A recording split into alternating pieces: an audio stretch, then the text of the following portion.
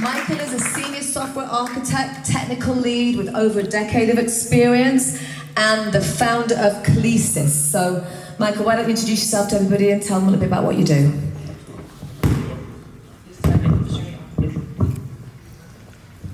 Hello? Hello? Can everyone hear me okay? Yes. Fantastic. Okay, so my name is Michael Pope. Like she introduced me, I'm the founder of Kelesis. So I've been working in technology for 10, going on 15 years actually now. I started out as a software engineer, and the way that I actually got started in tech was I was in high school and I was playing for Canyon Springs football for my Las Vegas natives.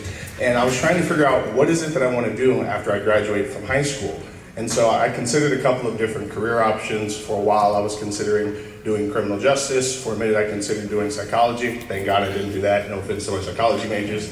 And my football coach, at the time, I was playing on the offensive and the defensive line, and he said, well, why don't you try programming? And I'm like, well, don't you have to be like a math genius or really, really good at, science and mechanical engineering, that kind of thing in order to get into programming? And he was like, no. He was like, here, he gave me a website. He was like, just give it a try, see how you do, and then, figure it out from there. So I was like, okay. So I go home, I hop onto it. And so for people who do programming, that the first program that you write in any programming language is Hello World. And so I wrote Hello World, type it in, let it compile. And I knew instantly, I was like, oh, I'm going to do this till the day that I die. Like I instantly was sold. And so from there, I moved on to work for my first tech job. So I went and started working for a nonprofit, and I was actually able to get that job while I was studying in college. And me and my family were actually homeless. And so what was going on was I would work for Dunkin' Donuts as a barista during the day. And so my shift would start at like 6 a.m. So I'd get up at 4, catch the bus, get to the other side of North Las Vegas, start my opening shift at 6, and then I would work from 6 to 12. After that, I would go across the street to another coffee shop that actually had Wi-Fi, bust out my laptop, and then just grind out programming, do side projects, call up interviewers, that kind of thing. And so that's how I ended up getting my first programming job. And so I always try to encourage people to learn more about tech or get into tech if it's something that you're interested in, because for me and my family, it absolutely changed their life. And so as I've been working in tech as a software engineer over the last 10 years, one of the things that I encountered was that, there's a couple of different solutions that are out there for when you're trying to actually land a tech job. But one of the things that's really, really difficult, especially if you're just getting your foot in the door, is trying to figure out, well, how do you actually talk to somebody who's a decision maker? If I throw in my application, especially now with all the ATS filters, the AI filters that are going on, it's like, how do I know if my application's not just getting thrown out of the door? And so I started a tech startup to actually fix that problem. So it's called Kelesis. And what's going to happen is what you do is you will upload your resume. It will provide you with training, with feedback, all of the things that you would actually need to get past those systems, and then to have that immediate feedback that you would need to be able to talk to either a recruiter or a hiring manager, and then so that you can actually streamline that process that normally you would have to do manually. Okay, he just answered all my questions before I asked. Take a seat, Michael. Okay, thank you for that. So let's start off by first of all giving Michael a round of applause. That just tells you that it doesn't matter how... Wow, bad feedback. Okay. Might have to hold it far away from me. Okay. Okay. I know, not good. All right, hold on. Let me turn around. Hold on a second. Yeah, that's not good. There we go. All right. Although my voice would carry, maybe I don't need the mic. Okay. Does that sound... That's even... Rob, no, you're not helping here, Rob. What's going on? Okay, what did you just do? Okay. You can try to... That sounds good. Okay, don't do anything. Whatever you do, that sounds better. Okay. Katrina. Oh, she walked in and it fixed itself. No, we've got problems with the mic, Katrina, I'm sorry. Okay, anyway, so I wanted to, congratulate Mike on the, his endeavors and what he did. I mean, it just basically shows that no matter what you're going through in life, thanks, Dave. It's okay, I'm a DJ. But you've turned me off now, but everyone can hear me anyway. You can hear me okay, yeah. No matter what you're going through in life, you can pull yourself out of that hole and be successful, okay?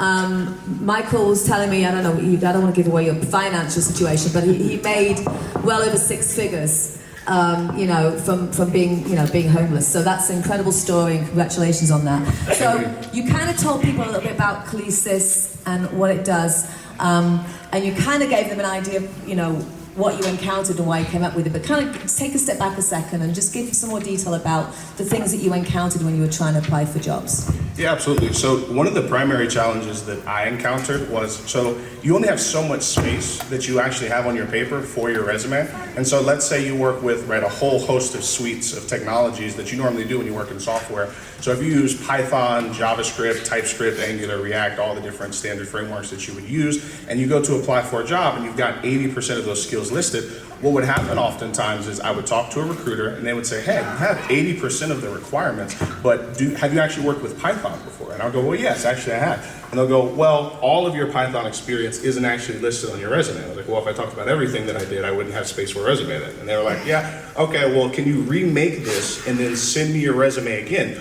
Well, if you're on a job hunt, you end up doing that like for X number of jobs that you're applying to. So if you're applying for 100 jobs, you're rewriting your resume 100 different times. And so that's a bunch of manual labor that you can really just kind of offload to technology, especially with all the AI tools and things like that we have now, so that you don't have to waste that manual time and you can spend your time actually trying to find your next job.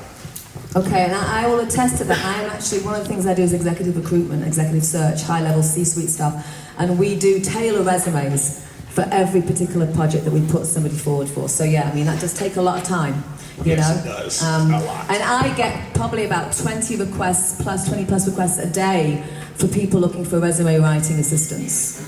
So, you know, that's a great tool. So tell me, are you obviously leveraging AI? Yes, Okay. absolutely. So that's probably made it a lot easier now than it would have been maybe a couple of years ago. Absolutely, and I promise for my techies, I'm not just using it as a buzzword, because it's one of those hot words right now, but it's, without giving away too much of the secret sauce, yes, I'm trying to use it, and the NLP, the natural language processing capabilities that you can use with some of these AI tools to really help you to be able to formulate to the best of your ability whatever experience you actually have, so that you're wording it in such a way that it's actually appealing to a potential recruiter or to a potential company that you're trying to get hired by. Okay, so there are other resume writing tools on the market. Has anyone used a resume writing tool? Raise your hand if you used a resume. Okay, few of you in the room here. Okay, do you like it? Was it helpful? No? Yeah, no. I mean, I've tried them out just because I'm in the industry, and most ATS systems, applicant tracking systems that companies use, can identify an AI written resume. So my question is, how are you getting around that? Absolutely. So the primary power that's actually coming from Kelesis, that's more of a secondary feature, although I have addressed that, is with most people, whenever you're trying to do any kind of like content generation or language generation with an AI, like she said, it's very easy to be able to tell if it's AI generated, normally because most of the LLMs that are out there, the really popular ones like Gemini, Claude, and all of them, they're essentially like kind of jack of all trades, but specialists at none. And so you have to be very, very specific in the way that you're prompting it to get it to, one, generate the kind of information that you want it to get, but then number two, to get it to generate the tone, the language, the syntax, and the grammar that you really want it to do. It's a specialization inside of AI that's called prompt engineering. And so I do make sure that I'm leveraging prompt engineering properly to make sure that you're getting the proper tone, grammar, and syntax, and all of those things to make sure that it sounds as natural as possible and as close to an actual human writing it as possible. But that's more the secondary feature. Again, it's a good thing. The real power of it is going to come from leveraging that technology to actually get you to be able to talk to people like recruiters, like hiring managers, like people who actually own the company. And that's something that most of the resume writing apps don't do. They're simply a resume writing app, right? They don't go to the next step and help you apply for a job, help you identify the right kind of position. What role should you be applying for based on the experience and that you have? Exactly. And then, how do I get to those people? Or do I just go with the other 1,000 people that are in the ATS system and apply online? Or do I try to take the next step and be more proactive? Well, as an executive recruiter, we do that manually right now, so you're going to save me a lot of time. That's so the goal. So what this is basically doing is hopefully not putting me out of a job, but giving applicants the ability to not only identify the right role that matches with their skills and experience, but also identify companies that are looking for people with their skills and experience, and then the hiring managers / HR directors, talent acquisition people within those companies. So that's super powerful. Absolutely, yeah, and you can almost think of it as kind of similar to like a CRM, the customer relationship management software. You'll see companies and a lot of agencies that actually leverage that kind of technology when they're trying to do like lead acquisition, convert people from prospects to sales, but you don't see a lot of that same technology being leveraged for people, just normal everyday people who are trying to get jobs for themselves, and it should be, right? Because those are some of the people who actually need it the most. Totally agree. So tell me a bit about the structure of the company. You're a solopreneur right now, right? Yes, I am. So tell me about that, because that could be challenging.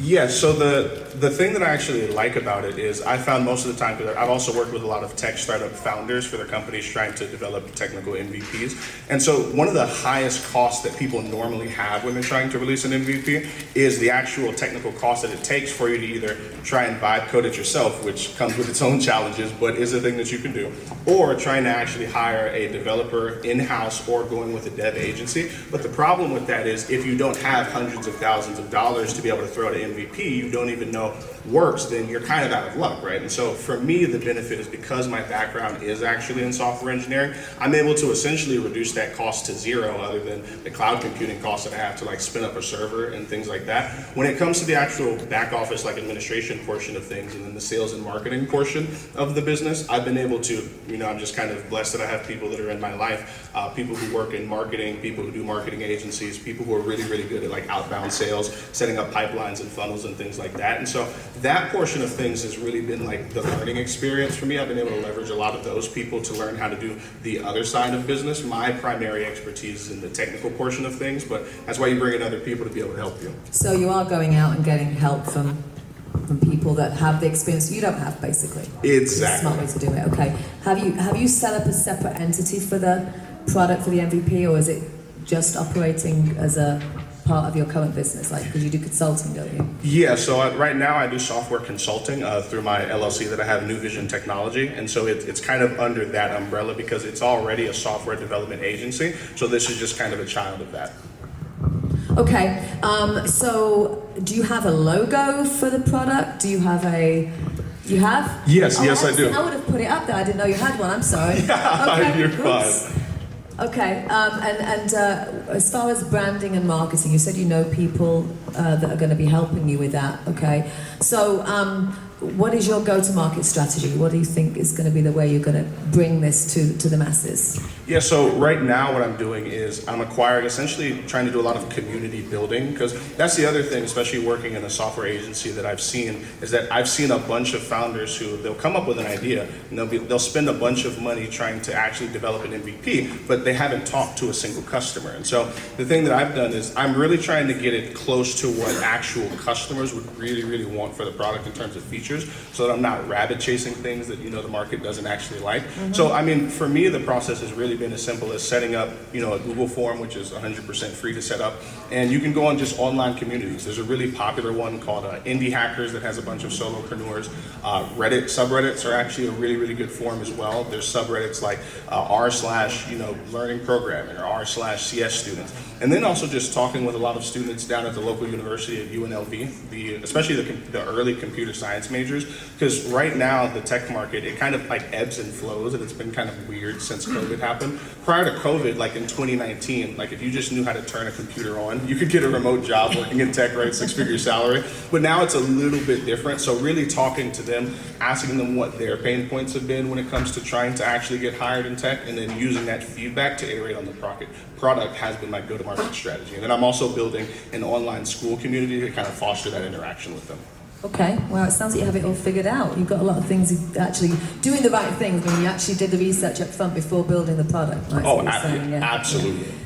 Trust me, it's not automatic. I know a lot of people that come up with an idea, right, and then Carmen's nodding her head as well, you come up with an idea and don't speak to one person about it as to whether or not it's something that they might actually use. So really good point there is that, make sure that you take the time up front before you develop one thing, before you spend a penny if you're not developing it yourself, to go out there and speak to people, speak to your target audience, and see if what you're doing is something they can actually work with and that they need? And also talk about pricing. How are you going to price this? Because pricing model is also important as well. Yeah, for sure. So what I did is I looked at a lot of competitors, and the primary competitor that I saw, there's a company called Resi.ai that's out there in the market, and they have a membership with one of the platforms that I talked about earlier, Indie Hackers. And so on Indie Hackers, you can actually connect your Stripe account to be able to post the amount of money that you're collecting in sales through Stripe if that's how you're collecting your payments. And I believe last time I checked it within the last month, he was pulling in, it was $250,000 monthly just in revenue. And yeah, he only focuses on the actual resume portion of things. He doesn't have the other features like the CRM built-in abilities to be able to like actually connect with recruiters, hiring managers, and things like that. And so looking at a lot of the other competitors that are in the market, most of them use a subscription model. So I'm planning on doing the exact same thing, but because it has additional features, I'll be able to price differently than they do. Okay. It sounds like you have a lot of it figured out. Congratulations. But is there anything, because we have a group of really smart people here in the audience, is there anything that you think that you need help with? That, you know, because you're only one person. I know you do a lot. For being one person, you do an awful lot.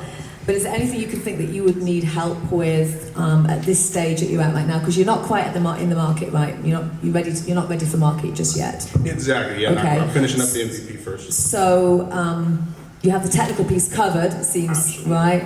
But and the marketing you've spoken with people. Is there anything that you could use help with as far as maybe structuring the company or anything like that that that you want to ask anyone in the audience today that might be able to provide some information for? Yeah, I would say that. So my primary background is in technology. I know people who work in the marketing space and who are good with that. When it comes to specifically business finance, so that would be like how taxes would be structured, what would be the best way to do account bookkeeping and things like that. I do use services for those things, but I think that it would be nice to get some more professional help in terms of like the actual financial bookkeeping of things. And then anybody who has experience, I would say probably although it's not going to really be outbound sales oriented, it's always helpful to have somebody who has a background in sales. I would say those are probably the primary things. Okay, so if you were here last month, right? So Yes.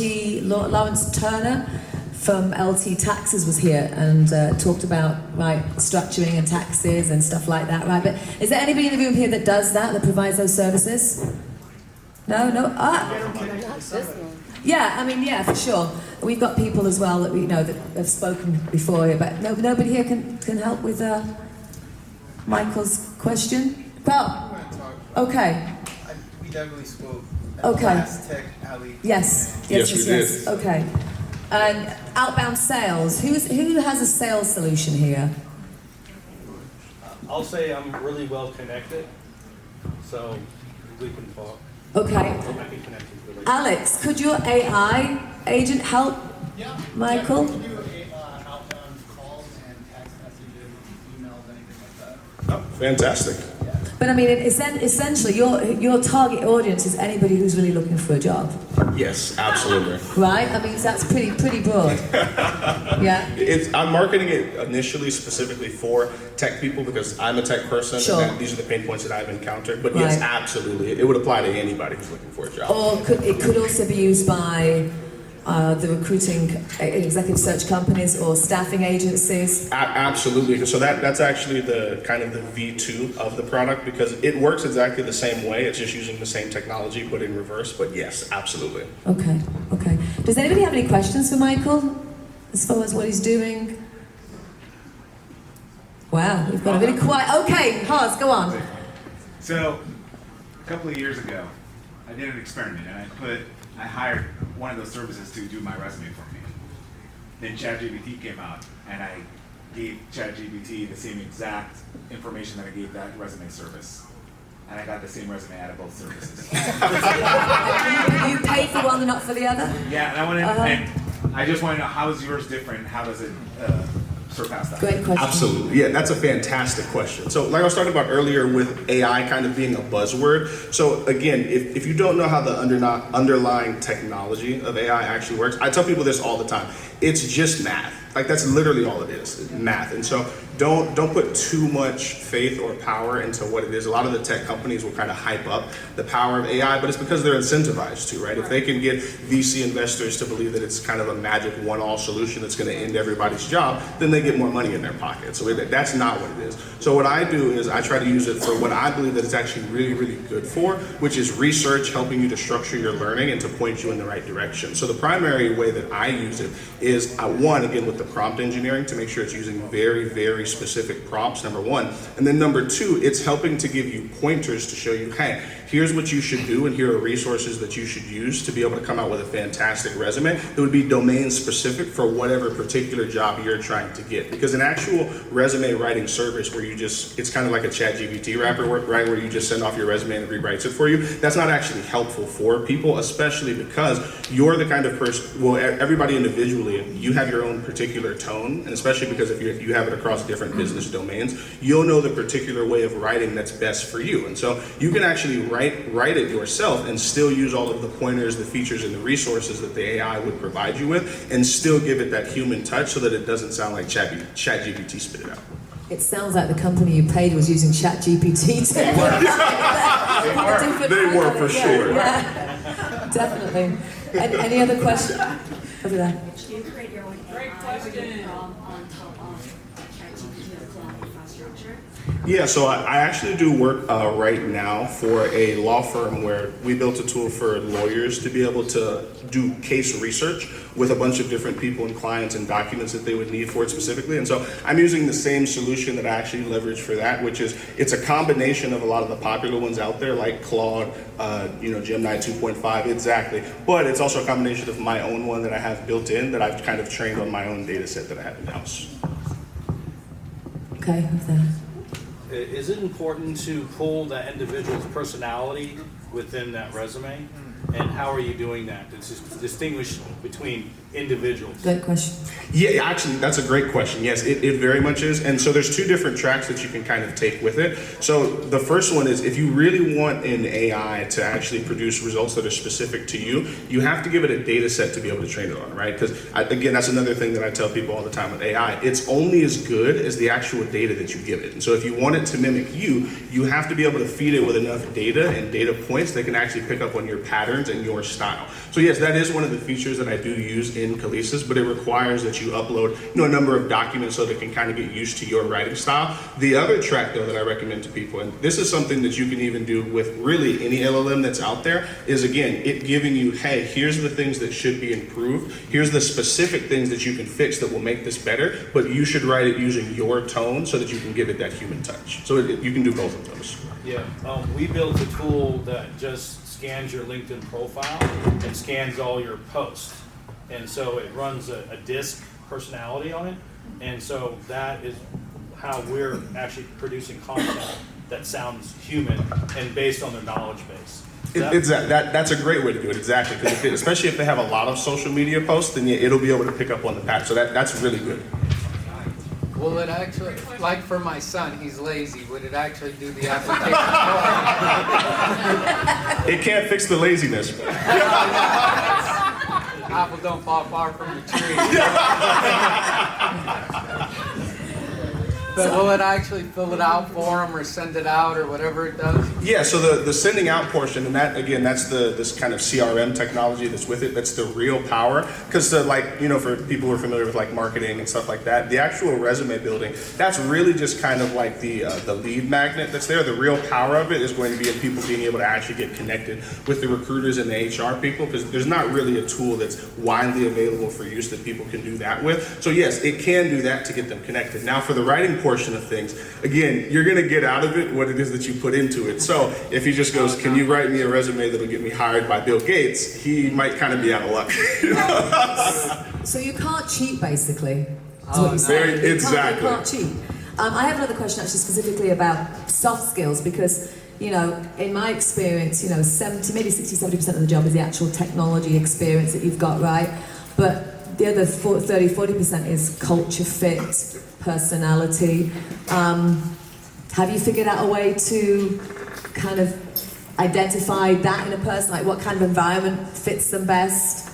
Yes, absolutely. So that's another thing that's been really cool about doing this, especially with me having worked in software, is you notice trends with people. So like, for instance, if somebody's a really killer, like back-end engineer, for instance, so sometimes, colloquially they'll call them 10X engineers, they're normally not people.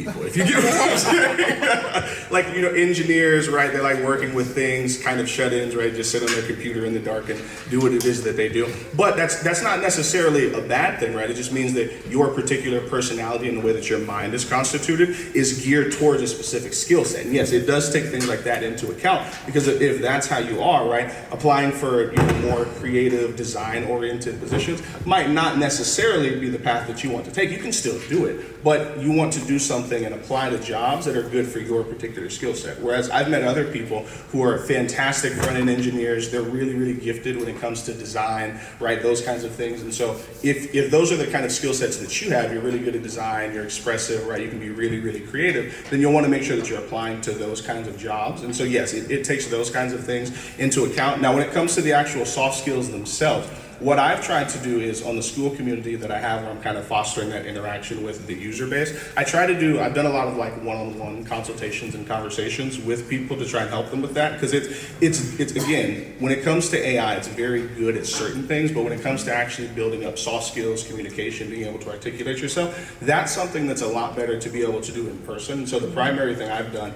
is I've created resources which will also be available inside of the application itself for them to be able to view, but to train them, right? Because especially if you work in tech, being able to explain really, really specific and complex technical topics to people who, right, if you're talking to the CEO, that's going to be a skill that's important to you, because he might not understand, or she might not understand all of the different intricacies of what it is you're talking about. So you got to be able to translate it. So you're basically going to have a training tool as part of the software that will help people get past. I mean, you're helping them get in the door, but then they've got to actually interview and succeed at the interview. You're going to help them beyond just the resume writing and the submission. Exactly, and that the concept. It's basically putting me out of a job. Yeah. That's what he's doing right now. No. There you go. I might be your first customer, actually. What I might be. Okay. Any other questions? Okay, Troy. Business model. If someone is looking for a job, they'll use your service once or twice.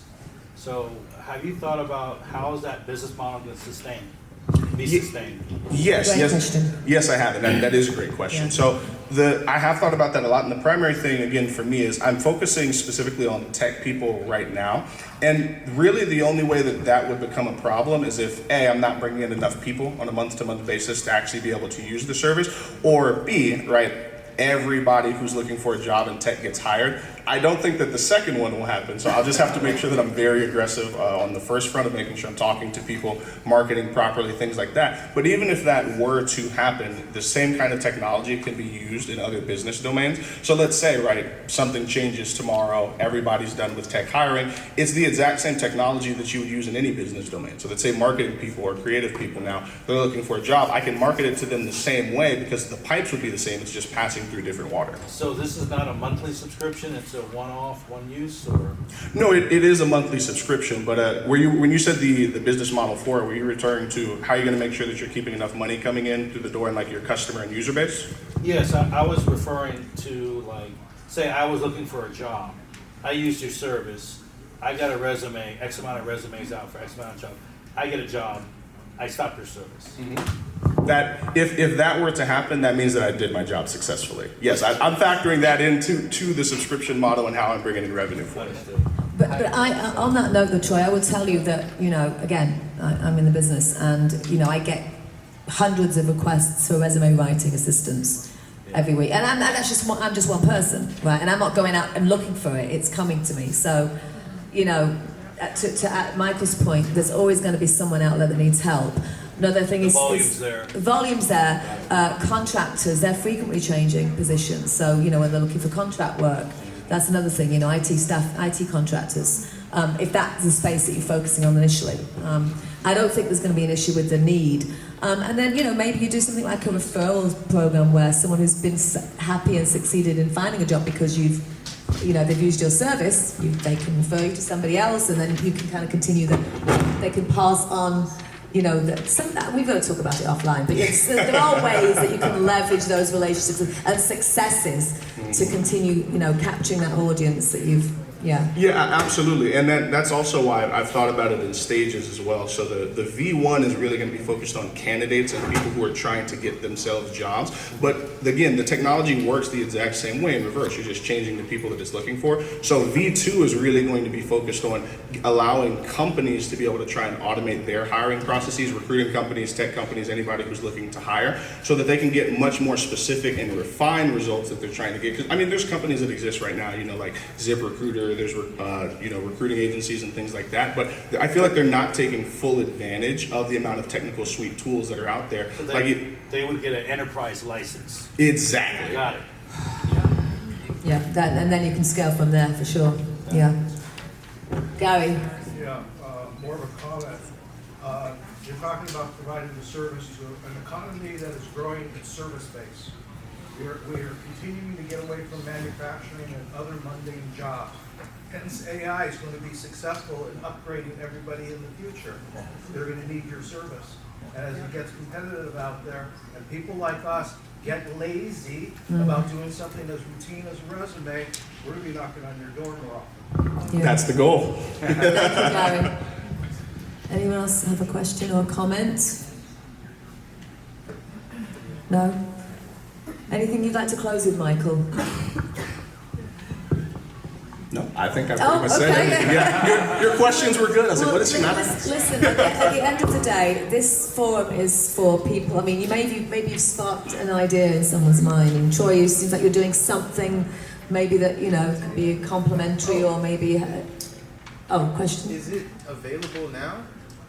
So right now you can join the community, but the MVP is not yet for release. Okay, how do people join the community? Yeah, so the easiest way to find me is if you just search me up on LinkedIn. So my name is Michael Pope.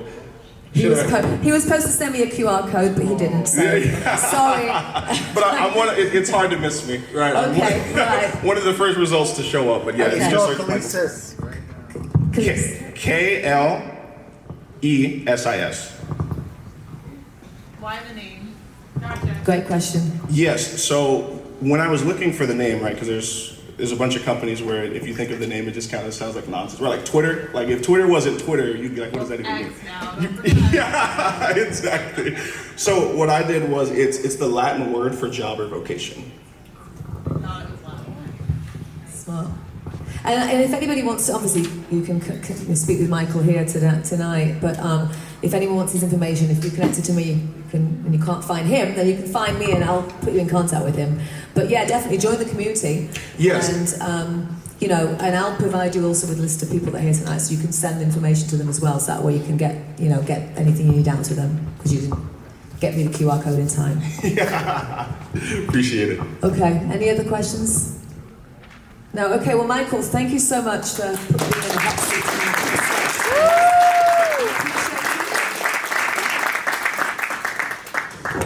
Okay, so I'm going to take that little mic.